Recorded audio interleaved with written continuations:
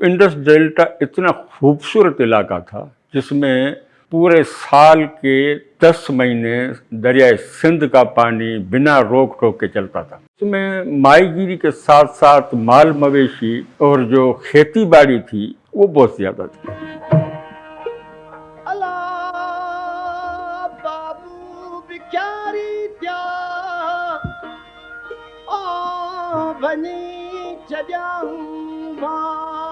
अब जब हम बात कर रहे हैं लोअर इंडस डेल्टा की और उसमें उसके जो वेस्टर्न पार्ट है, उस डेल्टा की पोजीशन ऐसे बनती है कि जब इंडस अपने साथ बहुत सारा सिल्ट लेके चलता है तो वो आके मैदानों में डिपॉजिट करता है। ऐसे समय में आपके लिए सबसे मुश्किल बात ये है कि आप अपने पोर्ट्स को स्टेबल कैसे रख सकें कि वो एक लंबे अरसे तक आपकी काम आता रहे।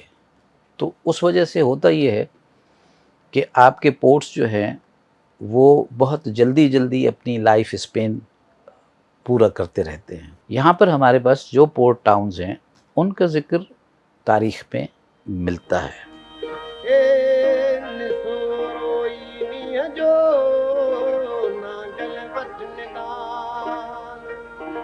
ये जो फोर्ट्स हमें मिल रहे हैं, there are residential fortresses and there are trading fortresses and plus security के लिए भी हैं।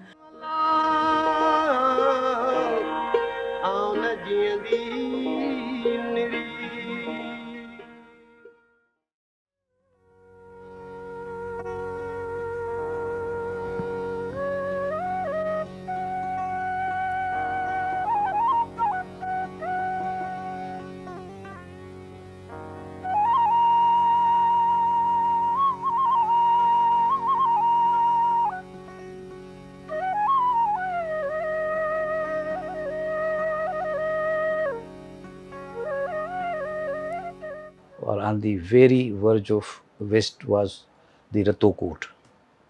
अब रत्तोकोट का नाम, रत्तोकोट जो है वो उसका डिस्क्रिप्टिव नाम है। ऐसी जगह जो लाल नज़र आए, ब्रिक का अपना एक कलर है, हमारे इलाके की जो ईंट बनती है वो सुर्ख होती है। रत्तोकोट कोई हिस्टोरिक नाम नहीं है और उसके नाम से आप उसकी कोई शनाख्त तय नहीं कर सकते कि ये किसने बनाया होगा। यहाँ पर आर्कियोलॉजी हमारी मदद करती है।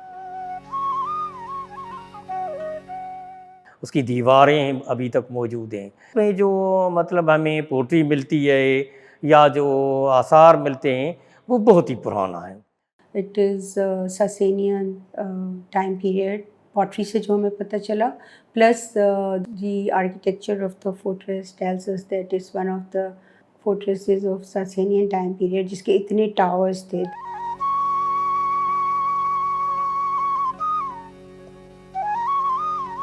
कुछ चीज़ें हैं जो आपको बेतहाशा खुशी देती हैं या फिर कुछ अजीब फीलिंग देती हैं, पता नहीं क्यों। मैं पहली बार वहाँ गया तो हमारी कश्ती जा रही है और फिर अचानक फिर वो मैंग्रोव्स के जंगल, फिर वहाँ से मुड़े तो फिर दूसरे जंगल। उस सूरत में हम गए थे रत्तोकोट, मगर वहाँ मैं जब गया तो वो मुझे बड़ा पुरस्कार सा किला लगा। एक खौफ था, एक खौफ की कैफियत थी जो वहाँ मैंने महसूस की।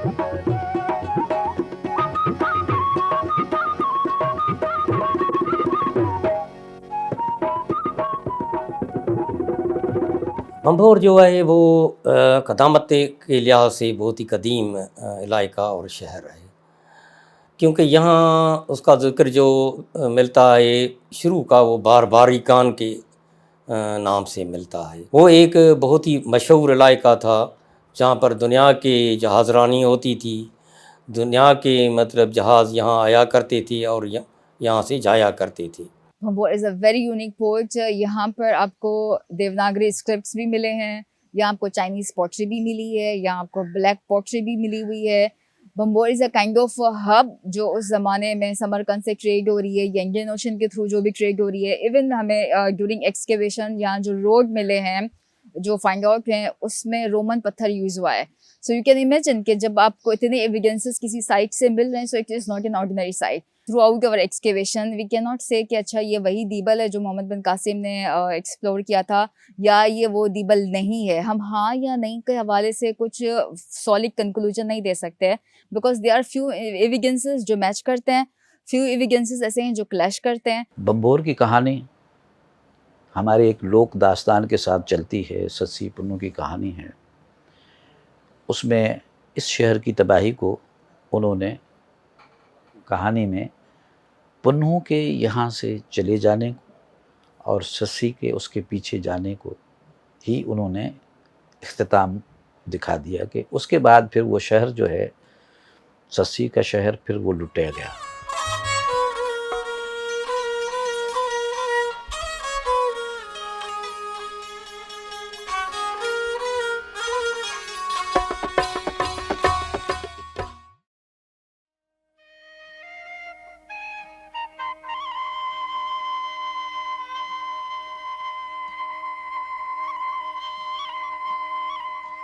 भंबोर से जुनूब में 6 मील दूर एक और जगह नज़र आ गई जिसमें आसार थे। उनमें एक्सटेंसिव सेटलमेंट्स थी, अर्बन आसार थे कि जनाब आपके पास एक फोर्ट्रेस है, आपके पास एक जामा मस्जिद है, बड़ी मस्जिद है जिसमें आप 1000 से ज़्यादा नमाजी नमाज़ पढ़ सकते हैं। और फिर वहाँ पर बहुत ही आला तरीके की कार्विंग की हुई कैलीग्राफी मिलती है, नॉटेड कूफ़ी, बहुत उम्दा तरीके से वो बनी हुई और अपने दौर की, अपने वक्त की 13वीं सदी की वो निशानदेही कर रही है। और उसके बाद वहाँ पर एक किल्न के आसार मिलते हैं, बड़ी किल्न है। इसका मतलब है कि वो आप वहाँ पर बड़े पैमाने पे ईंटें बना रहे होंगे, ज़रूफ़ बना रहे होंगे। उससे एक चीज़ पता चलती है कि वहाँ पर बड़े पैमाने पे तामीरात हुई हैं।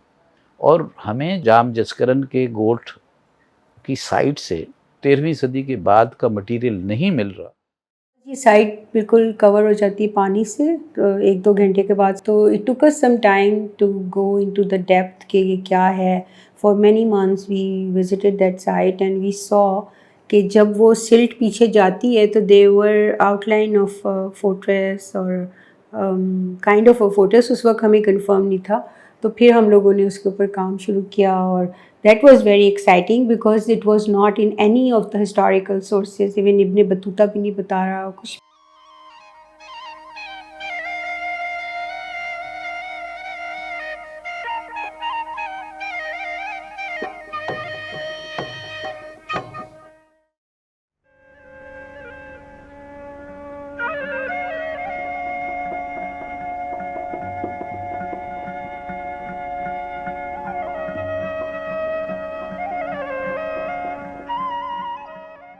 राणू कोट, वो कोट राणू अजमल उसका था। ये जो राणू कोट था ये दरिया के इलाके पर था, ज़रई इलाका भी था, समंदर भी करीब, समंदर के साथ और व्यापार के लिहाज से, अशा के लिहाज से आना जाना ये भी था, खुशकी का रास्ता, दरिया का रास्ता। इस वजह से बहुत ही एक अहम इलाका था, अहम कोट था। हमारी जो पुरानी कहानियाँ हैं उसमें लोक अदब है, उसमें मौजूद है। ये जो हमारी लोक कहानियाँ हैं, मैं कहता हूँ कि ये इसमें हमारी हिस्ट्री भी है, हमारी वो पुरानी सकाफ़त भी है, वो कल्चरल भी हैं, लेकिन मुआशी हिस्ट्री भी इसमें है। और राणू कोट जो है एक रियासत का ये आखिरी जो है ऐसा कोट था, उसमें बादशाह भी रहता था और एक तहफ़्फ़ुज़ का मतलब जहाँ पूरे इस धाराजा जो रियासत है उसका तहफ़्फ़ुज़ किया जाता था।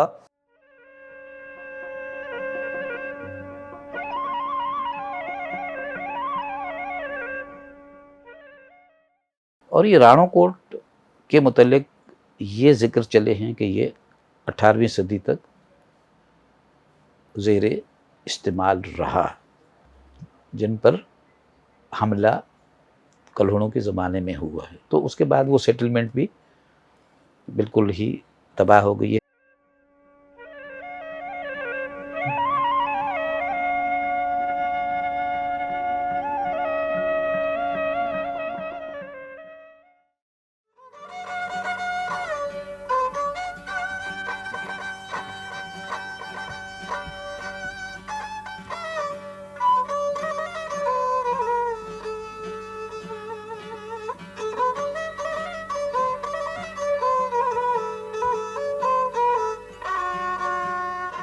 और उसके बाद जब दरिया ने थोड़ा सा और अपना रुख चेंज किया तो फिर जाकी बंदर वजूद में आया। पहले जो ये कश्तियाँ बादमान कश्तियाँ थी कुरंगी क्रीक से चलती थी, जब जाकी बंदर वजूद में आया तो ये कश्तियाँ शन क्रीक से जो चलने लगी, और ये बड़ा ज़बरदस्त दौर था इंडस डेल्टा का।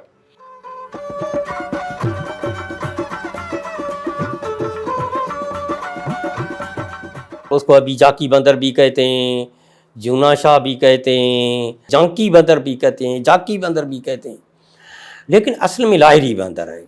लाहिरी बंदर, उसको लाड़ी बंदर भी कहते हैं, यानी सिंध के लाड़ का लायका जो है, ये पूरा लायका लाड़ है, उसका भी कहते हैं।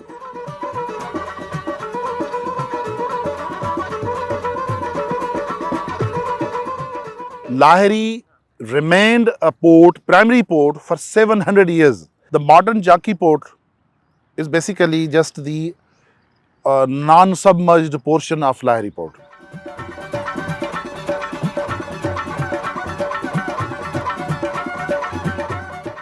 वहाँ पर हमेशा सल्तनत का यानी सेंट्रल गवर्नमेंट का कंट्रोल रहा।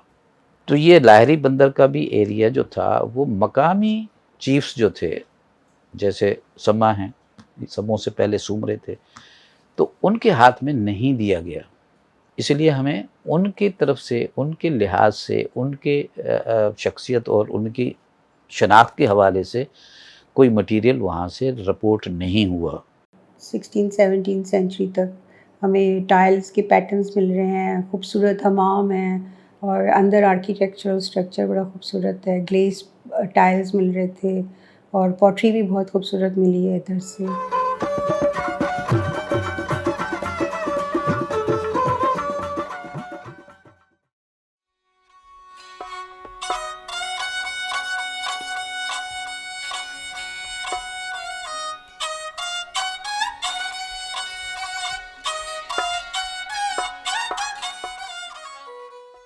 समंदर बढ़ गया है, रतोकोट समंदर के पानी में घेरा हुआ है, लाहिरी बंदर समंदर के पानी में घेरा हुआ है, समंदर का पानी आ गया है, उसकी क्लाइमेट चेंज हो गई है, उसकी आबहवा चेंज हो गई है।